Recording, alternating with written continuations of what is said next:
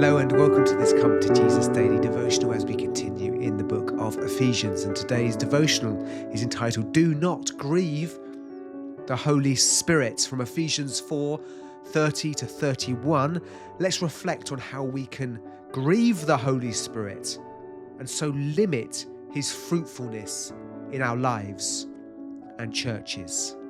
Let's read from Ephesians 4:30 to 31.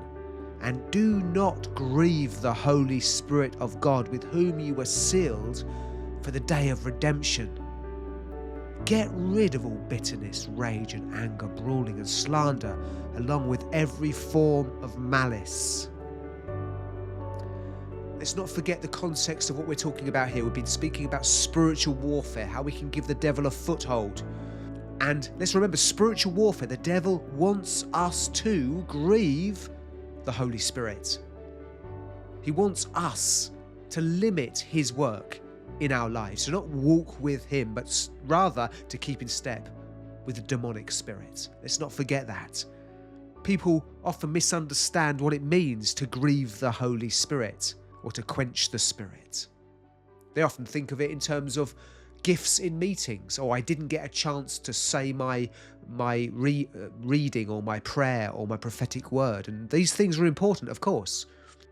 We grieve the Spirit when we have broken relationships in the church, when we lack love. That's really what the Holy Spirit is most interested in, that we have this one body, one spirit, that we're united together in peace. Whilst, of course, gifts of the Holy Spirit are very important, aren't they? Because let's not forget what he says in 1 Corinthians 13 about gifts of the Spirit. We can have the most amazing gifts, but without love, they're just a resounding gong and a clanging cymbal. Without love, we are nothing, they are nothing. Love is most important. Unity, peace, building each other up. And we can grieve the Spirit in a number of ways that are mentioned here. Instead of keeping in step with the Spirit, we can allow these kind of things to creep in. Bitterness of spirit and language, or harshness. Rage, that's wrath and fury over real or perceived wrongs. That's being offended. Anger, feeling and expressing strong displeasure or hostility. Brawling, crying out in anger, shouting and yelling. We mustn't be those who shout and yell. Slander, and from the word is blasphemy, blasphemia.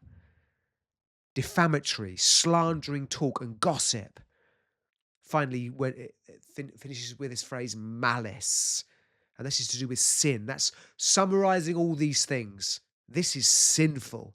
This grieves the Spirit. Bitterness, rage, anger, brawling, slander. This is malice. This is sinful. This grieves the Holy Spirit of God. This is not how we're to be. This is not how our churches are to be. This is not how Christian families are to be. We're to put on the new self. Refuse to give the devil a foothold by behaving like this. Ask the Holy Spirit to help us if we're struggling with these issues. Ask a brother or sister, a trusted leader, trusted friend to pray for you, to hold you accountable if we're struggling with these things. And let's not forget, this kind of list also should inform how we speak and type on social media, the slogans that we wear on our t-shirts and so on, the songs we write, the art we produce, the videos we create or promote. The Holy Spirit is not only concerned with what we say in church meetings, but with the tone and content of our entire lives. So in response, let's seek to please rather than grieve the Holy Spirit. Let's promote rather than hinder his work and fruitfulness among us. He has sealed us, it says here, for the day of redemption. What does that mean?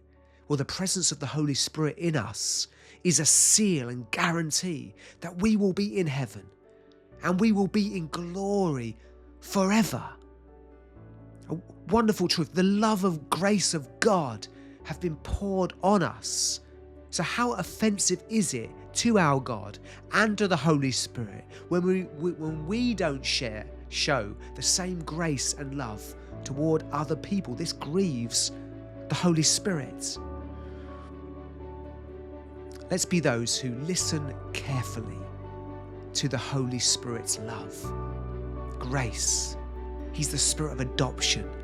He confirms to us the love and adoption of the Father. Let's listen to him so that we can then speak in ways and act in ways that reveal his heart.